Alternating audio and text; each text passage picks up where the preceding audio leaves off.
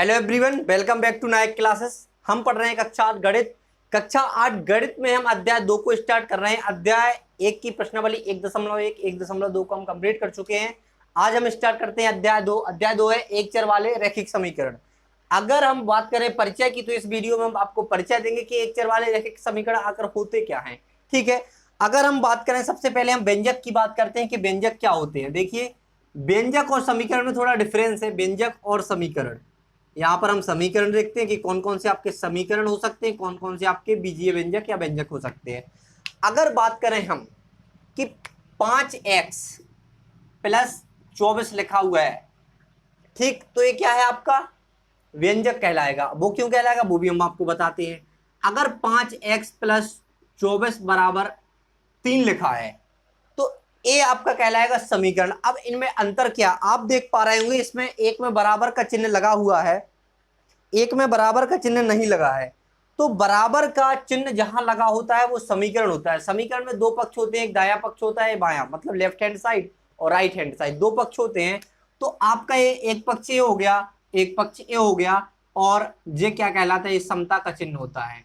तो याद रखना, समीकरण में क्या होता है, बराबर का चिन्ह होता है, या बोल सकते हैं समता का चिन्ह लगा होता है समीकरण में। अगर आपका समता का चिन्ह नहीं लगा तो वो आपका समीकरण नहीं कहलाएगा, वो कहलाएगा व्यंजक।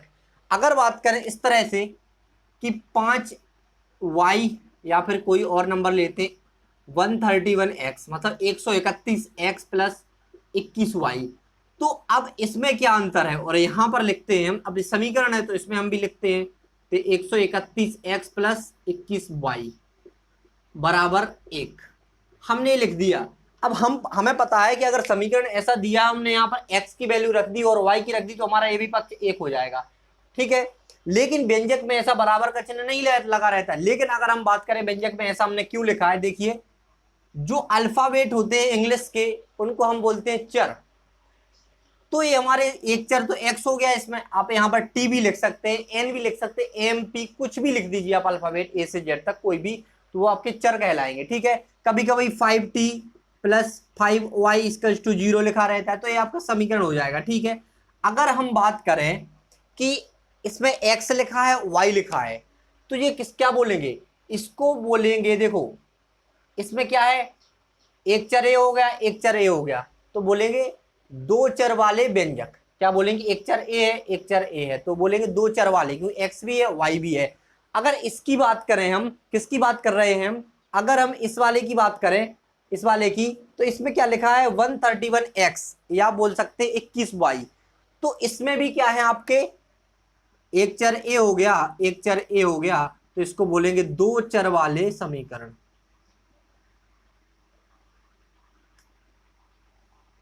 समीकरण। अब यहां पर बात हो गई चर की, कि यहां पर अगर एक चर लिखा है तो आपको एक चर वाले पढ़ेंगे, या तो आपके में केवल x होगा या फिर आपके में y होगा। ठीक है, भले ही दो बार हो सकता है, लेकिन केवल x होगा या तो y होगा या फिर t होगा या p, कुछ भी, केवल एक होगा। अगर p होगा तो p होगा, अगर n होगा तो n। लेकिन अगर दो चर वाले आप समीकरण पढ़ेंगे तो उसमें x भी होगा, y भी, m भी हो सकता है, p भी, मतलब दो होंगे आपके चर। तो ये तो हो गई एक चर वाली। अगर एक चर वाले समीकरण की कुछ उदाहरण बताएं हम, तो जैसे 9m प्लस 3 इक्वल्स टू 2, तो ये क्या होगा, एक चर है इसमें। अगर दो चर वाली बात करें, 9m प्लस 3n बराबर 2, ये दो चर वाले समीकरण हो गए। ठीक है, तो बात करते हैं एक चर और वाले रैखिक। अब रैखिक की बात कर रहे हैं, अब रैखिक क्या है, देखिए, अब रैखिक की बात करें तो रैखिक वाला देखिए अब क्या कहलाता है। सबसे पहले अब हम क्या करते हैं, ये आपको समझ आ गया होगा। अब रैखिक की एक चर वाले रैखिक समीकरण, आप चर को समझ गए होंगे जिसमें एक चर है। जैसे हमने लिख किया 5x प्लस 14 इक्वल्स टू 2, ये लिख दिया हमने, क्या समीकरण बनाया हमने, क्योंकि बराबर लगा है तो हम समझ आएगा समीकरण है। अब समीकरण में एक दायां पक्ष होता है, एक बायां पक्ष होता है। अगर इस पर कोई घात नहीं है, केवल x लिखा है, x ने कोई घात नहीं, तो हम घात क्या मानते हैं, एक मानते हैं।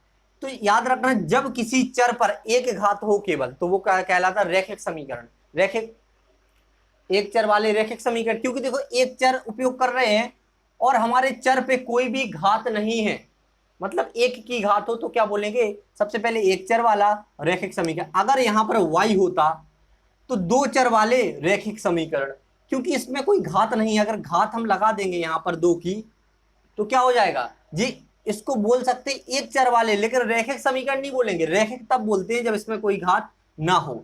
अब मान लो यहाँ पर लिखा 5y plus 14y equals to 2, तो इसमें y जुड़ जाएंगे तो क्या बन जाएगा 19y बराबर 2। तो ये क्या कौन से समीकरण हो गए, एक चर है इसमें, और क्या है रैखिक, क्योंकि इसमें क्या लगा है, क्योंकि इसमें घात नहीं है। घात केवल किसकी है, एक की घात है आपकी y पर।